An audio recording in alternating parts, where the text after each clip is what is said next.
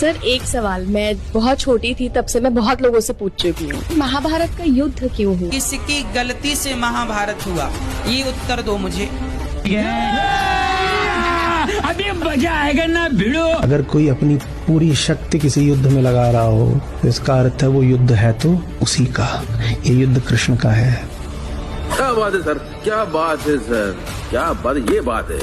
महाभारत ना होता तो हमें और आपको शिक्षा कैसे मिलती? महाभारत का युद्ध किसने करवाया था?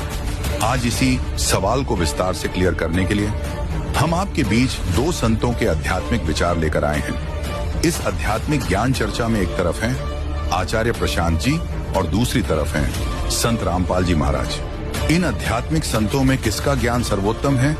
कमेंट करके हमें अपनी राय अवश्य दें। अगर इस चैनल पर आप पहली बार आए हैं तो फटाफट से वीडियो को लाइक और चैनल को सब्सक्राइब जरूर कर दें। तो चलिए वीडियो शुरू करते हैं। जी, ये मैं श्रीमद् भागवत गीता पढ़ रहा था तो उसमें युद्ध मतलब कृष्ण जी ने रोका क्यों नहीं?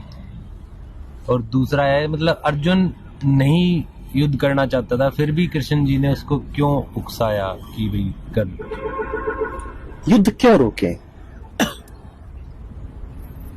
मतलब विनाश नहीं होता, इतना मरते नहीं तो विनाश तो जरूरी होता है ना। पर क्या कृष्ण भी दुशासन को सुशासन नहीं बना पाए? कृष्ण जैसे बिल्कुल भी नहीं। कृष्ण तो अर्जुन से भी हारे जा रहे थे। ये तो छोड़ दो कि वो दुशासन को सुशासन बना पाते। अर्जुन तक विरोध में खड़ा हो गया था, कह रहा था मुझे आपकी बात नहीं सुननी। गीता में आरंभ में ही एक बिंदु पर कृष्ण से कहता है कि आप क्यों मुझे दुविधा में डाल रहे हैं, आप क्यों मुझे भटका रहे हैं, यहां तक बोल दिया उसने। कोई कृष्ण तुम्हें कुछ नहीं समझा सकता जब तक तुम्हारी अपनी घोर इच्छा न हो। कृष्ण गए तो थे दुर्योधन के पास,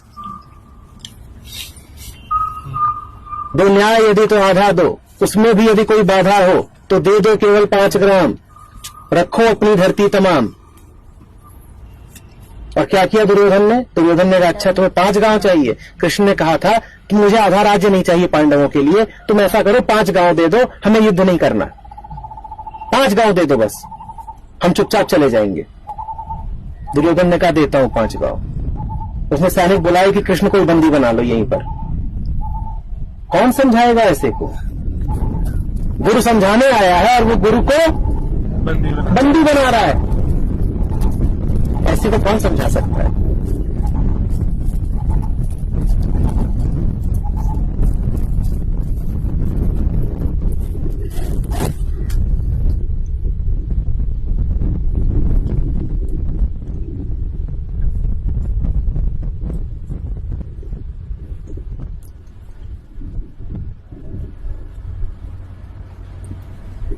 उचित कर्म था युद्ध।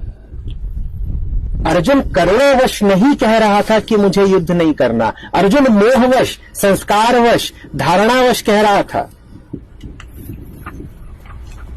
अर्जुन के मन में कोई बुद्धत्व कृष्णत्व तो थोड़े ही उदित हुआ था। अर्जुन को कोई युद्ध की निस्सारता थोड़ी ही दिखने लगी थी। उसके भीतर तो स्वजनों का मोह उठने लगा था। अब एक तरफ है धर्म और दूसरी तरफ है मोह, क्या चुनोगे?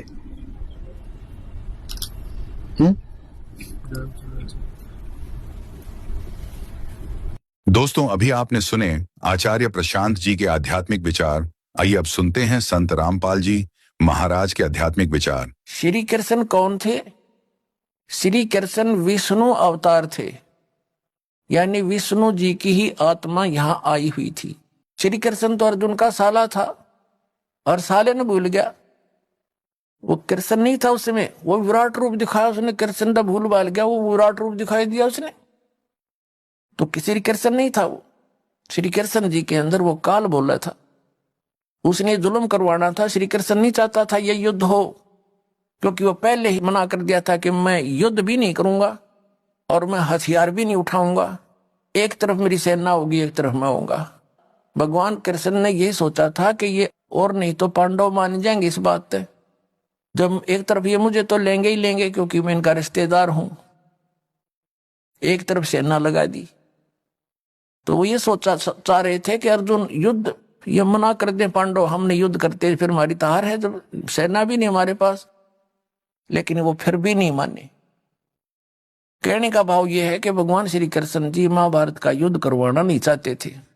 तो जब अर्जुन मना करे था, श्री कृष्ण उसी समय कह देते कि चल भाई ठीक है, छोड़, चलेंगे वापस। उसी समय युग काल प्रवेश कर गया कि अब बात बिगड़ेगी। कृष्ण जी तो कह देगा ठीक है भाई, मन ना लड़े, चल, मैं तो पहले मना करूं था। तो उस समय युग काल आ गया। और इस ये जब तक प्रवेश रहा, तब तक प्रवेश रहा जब तक यू सारा नाश ना हो लिया महाभारत का। फिर निकल गया इसके अंदर से, श्री कृष्ण के अंदर से। फिर श्री कृष्ण जी से बाद में अर्जुन पूछ रहा है, इसमें महाभारत के अंदर एक प्रकरण आता है। अर्जुन कहता है बाद में जब राजगद्दी प्राप्त हो ली, तब कहता भगवान एक बार सत्संग करके जाना, आप द्वारका जाने वाले हो, और वही ज्ञान सुनाना जो युद्ध के दौरान सुनाया था गीता वाला। उस समय श्री कृष्ण कहता मुझे याद नहीं मैंने क्या कहा था। इससे सिद्ध है कि श्री कृष्ण ने बोला ही नहीं था वो। तो हम प्रसंग पर आते हैं कि ये गीता का ज्ञान ये ब्रह्म बोल रहा है, और ये कह रहा है कि उस तत्व ज्ञान को जिसमें पूर्ण मोक्ष मार्ग है और वो गॉड गिवन है, सच्चिदानंद घन ब्रह्म का बोला हुआ है, उस ज्ञान को तत्वदर्शी संत जानते हैं, उनसे पूछ, मैं नहीं जानता। यहां गीता जी के अध्याय नंबर 4 के श्लोक नंबर 32 में अनुवादकर्ताओं ने थोड़ी सी त्रुटि कर दी, क्योंकि जहां इनकी बुद्धि काम करना बंद कर गई, इन्होंने अनर्थ कर दिए अर्थों के। यहां ब्रह्मणे शब्द है, ब्रह्मणे मुखे मूल पाठ में, तो इन अनुवादकर्ताओं ने ब्रह्मणे मुखे का अर्थ कर दिया वेद की वाणी। और यही अनुवादकर्ता गीता अध्याय नंबर 17 के श्लोक नंबर 23 में ब्रह्मणे का अर्थ करते हैं सच्चिदानंद घन ब्रह्म। वहां बुद्धि सही काम करेगी, वहां इनका अड़ी नहीं कोई अड़ांस। उसमें लिखा 17वें अध्याय के 23वें श्लोक में कि ओम तत् सत इति निर्देश ब्रह्मण तिर्विद समर्थ ब्राह्मणा तेन वेदा च यगा च विहिता पुरा। उसका अर्थ क्या बनता है कि उस ब्रह्मण माने सच्चिदानंद घन ब्रह्म के पाने का। ये ओम तत्सत, ओम तो सीधा अक्षर पुरुष का, और तत् है ये अक्षर पुरुष का, और सत है ये परम अक्षर पुरुष का। इन तीनों मंत्रों की मजदूरी करनी है। ये हमारे साधना के इंस्ट्रूमेंट है। जैसे हमने जल निकालना है, पृथ्वी में जल है, तो उस जल की हमारा पूज्य तो जल है, और इंस्ट्रूमेंट हमारे जो उसके औजार कौन से हैं, बोकी और पाइप। ये तो 2 अक्षर का मंत्र है सतनाम, जिसमें एक ओम है एक तत् है। और जब पाइप पहुंचगी जल तक तो इनका काम पूरा हुआ।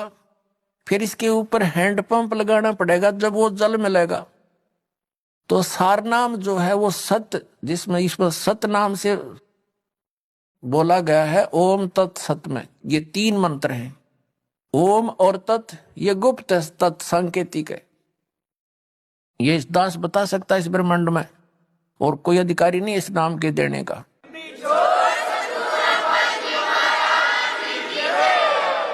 ये दोनों मिलकर 2 अक्षर का सतनाम हो गया। जो समझ लो बोकी, श्वास उश्वास की बोकी लगानी है। और फिर सत है, ये सार शब्द की तरफ संकेत है, वो मंत्र न्यारा है, ये दास देगा। वो समझ लो हैंडपंप का ऊपर की मशीन। अकेले सतनाम से मोक्ष नहीं, और सतनाम के बिना सार नाम की कीमत नहीं, वो काम नहीं कर सकता। जैसे बोकी लगाकर पाइप जल तक पहुंचा दी, तो फिर हैंडपंप लगाया जाता है। वो सार नाम समझ लो, सार शब्द, उस हैंडपंप को भी चलाना पड़ता है, तब वो वांछित वस्तु मिलती है। तो हमने सतलोक जाना है, परम अक्षर ब्रह्म की प्राप्ति करनी है, उस स्थान पर जाना है जहां जाकर फिर वापस कभी नहीं आते। उसके लिए 3 मंत्र के जाप का विशेष योगदान है। ओम तत्सत इति निर्देश है, ब्रह्मण है, तिर्विद्य समर्थ है, वो सचिदानंद घन ब्रह्म का, उसके पाने का, इस 3 मंत्र के साधना का, जाप का, सिमरण का निर्देश है। निर्देश मीन डायरेक्शन, फाइनल फैसला, नथिंग एल्स। इसके अतिरिक्त और कोई मंत्र नहीं। निर्देश का ये सीधा अर्थ होता है।